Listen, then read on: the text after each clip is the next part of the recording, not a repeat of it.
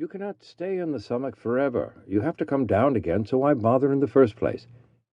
Just this. What is above knows what is below, but what is below does not know what is above. There is an art to conducting oneself in the lower regions by the memory of what one saw higher up. When one can no longer see, one can at least know. This book is about living that mountaintop knowing in the midst of our flat and often forgetful world. Within this knowing, within this heightened beauty, meaning, and significance, our soul ignites with recognition, our flailing minds stop and tilt, and in that tilt of our usual mind, the spectacular order and intelligence of reality emerges. Awakening to reality is to step out of self, time, and place, where we are met by eternity and tutored. Then we can return home to family and friends and practice the lessons learned in the primordial silence. There is one last thing I want to mention, a kind of disclaimer. I am not interested in appealing to anyone's rational mind to inform or persuade, to explain or define. Explanations will not take us far enough, and definitions are insufficient tools for the work before us. I hear the poet Kabir shout in my left ear, "Those who hope to be reasonable about it fail. The arrogance of reason has separated us from that love."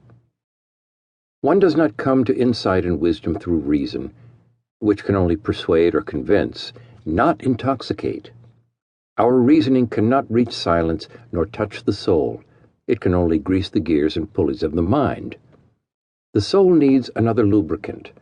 The soul needs to to feast on inspiration. Gorging on inspiration, the soul explodes in love. To know what must be known about ourselves, we must catapult from all that is reasonable, so as to know that inspiration is practical, self-knowledge is relevant, love is essential. I hope this book will take us away from the safe shores of reason and convention. I am after bigger fish than intellectual comprehension, agreement, or disagreement. I want to push out into the reckless sea and risk for the sake of that which is beyond the mind and intellect. I seek to evoke your wild heart of ecstatic love, for it is this heart and its knowing that we need to embrace. Let us take note that Jalaluddin Rumi, the 13th century Persian mystic, is the best-selling poet in America. He is frequently quoted by speakers, authors, consultants, and teachers as representing a rare and penetrating wisdom. If we are going to let him speak for us, should we not honor his words with our actions?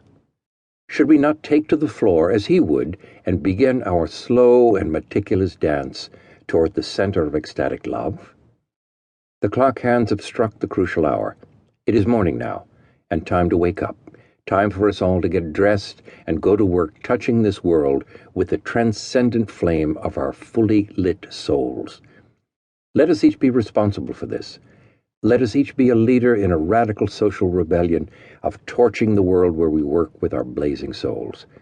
This is the mystic's mandate. Lead the world into peace with your fully lit soul.